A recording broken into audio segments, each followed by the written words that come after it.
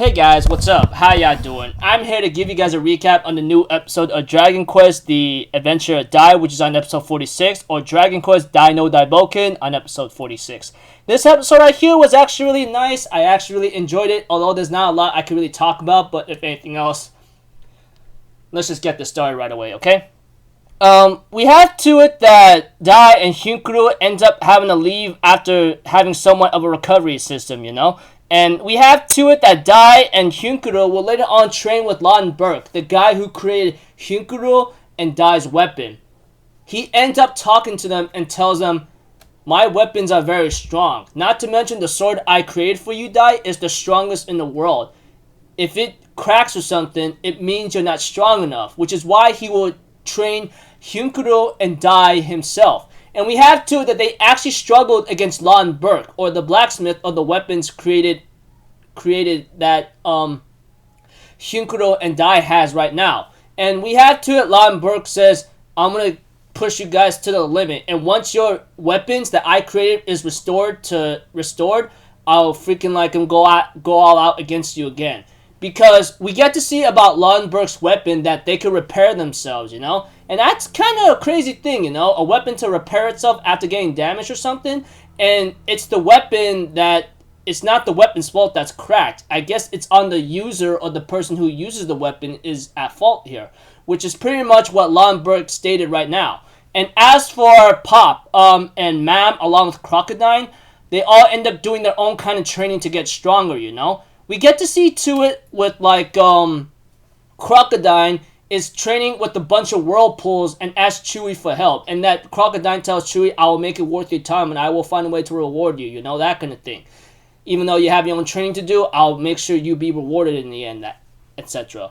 As for Pop, he asked Matarov what can he do, because the spells that a certain powerful spell that was used on like a pawn or a Kalam warrior, it did not even affect him at all, you know? And we get to know more down the road, like, that Matarov decides to teach Pop a certain spell. It looks simple, but it takes a lot of work, because it includes a fire type and a freaking ice type. Of course, like, otherwise the fire type's on the right hand and the ice type is on the left. It's like negative and positive. You put a lot on one side, it'll be very hot and positive. If you put one onto the other side, it'll be negative and cold, you know?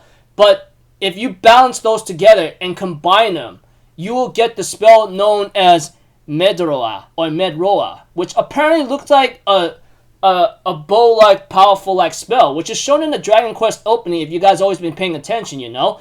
And Pop, on the other hand, actually takes this hit head-on by using his own ice and fire type spells, you know? And it looks like to me he managed to survive, but barely, but he is still training himself to try how to use the spell, you know? As for Mam, she is pretty much training at a waterfall and practicing her speed, you know? Like hitting little small water droplets. The more speed you have, the deadly the power it'll be. I guess that's how she is, and I like it that way. And dang it, Mam, you're so freaking hot and sexy or something. Forgive me for saying that, but I can't help it, you know? I always had a thing for like strong fighting women who knows how to defend themselves in close combat, which is really cool and all. But yeah, Pop ends up having to like talk for Mom for a bit, you know, have some perverted moments, which I can't blame him for that, because after all, we men tend to be a little aroused now and then, and there's no denying that. Okay, so cut us some slack on that, etc. And we had to it, of course, like Pop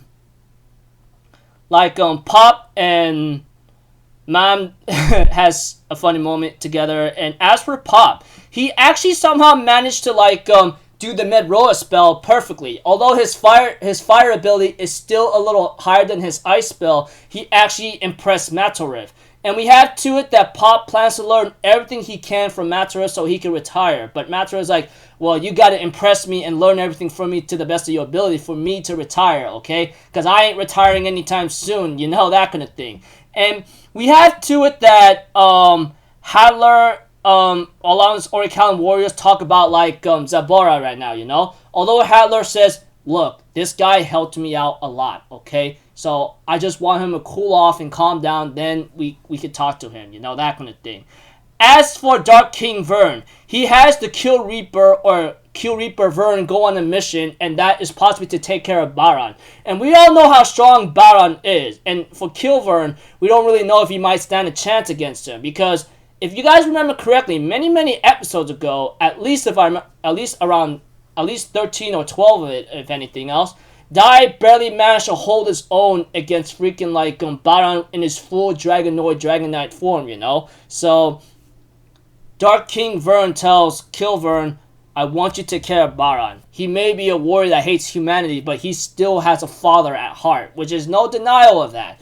But we'll have to see, because like Baron is in a cave resting right now. I know for the fact he was recuperating and recovering himself, you know, but in terms of his weapon, what's with that, you know? That kind of thing. I don't know. But one thing's for certain though is that like preview of next episode, it looks like to me they all are getting ready to like go to war against like Dark King Vern's army or something, and the next episode is called To the Final Battleground. So in this episode right here, we get to see every character having to get stronger and train themselves because they don't got time. In a few days, they plan to make the attack on the Dark Field of Death or something, where Dark King Vern's headquarters, along with Howler and his Orichalcum warriors, is at.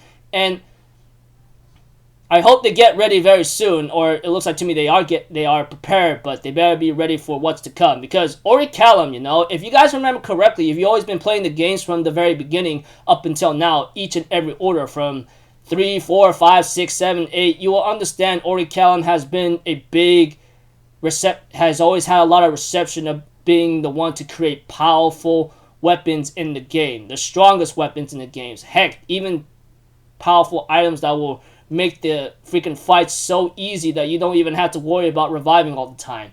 If you guys been playing the games, like I said, Orichalcum is very dangerous and powerful, and it's making that recognition in Dragon Quest. So yeah, looking forward to next episode. It's really exciting. Can't wait to see it. As for Baron, I don't know what he's planning, but one thing is sure, he's not going to sit around for too long. Once he's done recuperating, like I said, he's going to make the attack. So until then, people, I'll see you guys in the next video. I'm Alphazero. Have a good day, and I'll see you guys next time, alright?